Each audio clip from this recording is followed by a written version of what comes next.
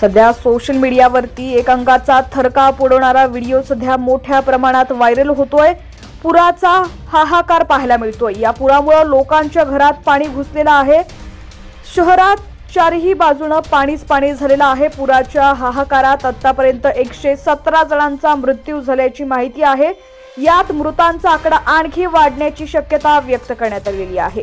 ही घटना नेमकी कुठे घडली आहे सविस्तर जाणून घेऊया। त्याआधी तुम्ही HPN मराठी न्यूज चॅनल पहिल्यांदाच पाहत असाल आणि अजूनही चॅनलला सबस्क्राइब केलेलं नसेल तर आत्ताच सबस्क्राइब करा, जेणेकरून आमचे अपडेट्स लवकरात लवकर तुमच्यापर्यंत पोहोचतील। नायजेरियामध्ये पुरानं हाहाकार माजवलेला आहे। या पुरामुळे लोकांच्या घरात पाणी शिरलेलं आहे। मीडिया रिपोर्टनुसार सेंट्रल नायजेरियाच्या नायजर राज्यामध्ये पुराचा कहर पाहायला मिळतोय। मुसळधार पावसानंतर पुरानं कहर केलाय। त्यात धरण फुटल्यानं परिस्थिती बिकट झाली आहे। या पुरात 117 जणांचा मृत्यू झाला असून मृतांचा आकडा वाढण्याची शक्यता व्यक्त करण्यात आली आहे। नायजेरियाचे हुसैनी इसा यांनी सांगितलंय की अधिकाऱ्यांच्या माहितीनुसार 117 लोकांचा मृत्यू झाल्याची माहिती आहे, तर आतापर्यंत 88 जणांचे मृतदेह ताब्यात घेण्यात आलेत। या पुरात अनेक जण बेपत्ता झालेत। पुरामुळे नायजेरियामधील जनजीवन विस्कळीत झालेलं आहे।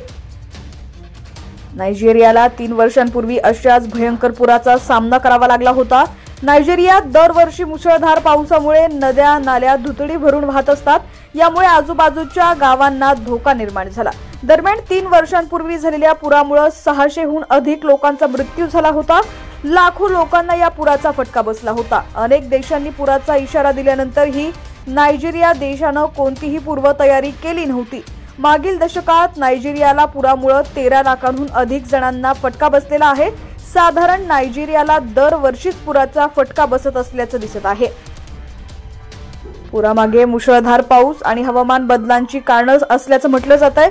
3 वर्षांपूर्वी ढिसाळ नियोजन आणि पायाभूत सुविधांच्या कमतरतेमुळे नुकसान झाल्याचं पाहायला मिळतंय। शेतीचंही मोठं नुकसान झालंय। नायजेरियात 3 वर्षांपूर्वीच्या पुरामुळे 36 पैकी 27 राज्यांना पुराचा फटका बसला होता।